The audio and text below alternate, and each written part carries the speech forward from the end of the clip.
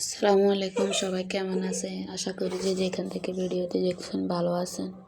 আমি আপনাদের দোয়ায় আল্লাহর রহমতে ভালো আছি। তো আজকে সকাল থেকে ভিডিওটা স্টার্ট করেছিলাম। সকালে আসলে টুকিটাকি ভিডিওগুলো দেখাতে পারি না, কারণ পারি না মেয়ের জন্য।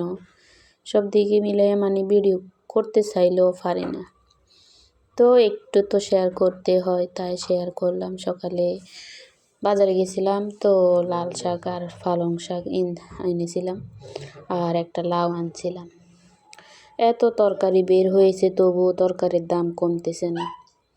তো পর আপনাদের ভাইয়াকে ফোন দিয়ে জিজ্ঞেস করলাম যে কি রান্না করব। তো উনি বলতেছে যে পালং শাকটা রান্না করো, আর যেটা মন চাই এটা রান্না কর। পরে বলতেছি তাহলে পালং শাক মাছের মাথা দিয়ে রান্না করব আলু দিয়ে, আর মাছ দিয়ে টমেটো দিয়ে আলু দিয়ে ভুনা করে নেব। পরে তরকারিটা বসাই দিছি।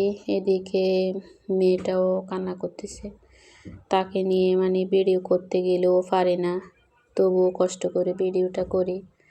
তো অনেক টাইমে যেভাবে আমার বন্ধুরা আছে এভাবে দেখা হয় না আর কি। আর একটু সমস্যাটা আছে, তাই আমি কারো ভিডিও দেখতে পারতেছি না, তার জন্য সবার কাছে দুঃখিত আমি।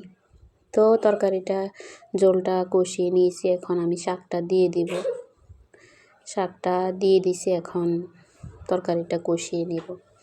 আসলে পালং শাক অত বেশি বেশিক্ষণ চুলাতেও রাখা যায় না, তাহলে শাকটা একদম নরম হয়ে যায়।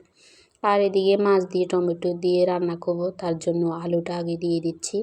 আলুটা দিয়ে ভালো করে কষিয়ে নেব। তো কষিয়ে নেওয়ার পরে তারপরে হালকা জল দেব, দিয়ে নামিয়ে ফেলব। আসলে সব যাদের বাচ্চা আছে তারা ভিডিও করাটা অনেক টাফ হয়ে যায়।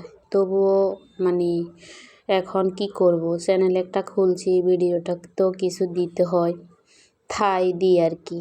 তো সবাই ভালো থাকবেন, আর আমার জন্য দোয়া করবেন, আমি যেন আপনাদের মাঝে খুবই তাড়াতাড়ি আসতে পারি, সবাইকে সময় দিতে পারি। আর যারা যারা ভিডিও দেখতেছেন সবাইকে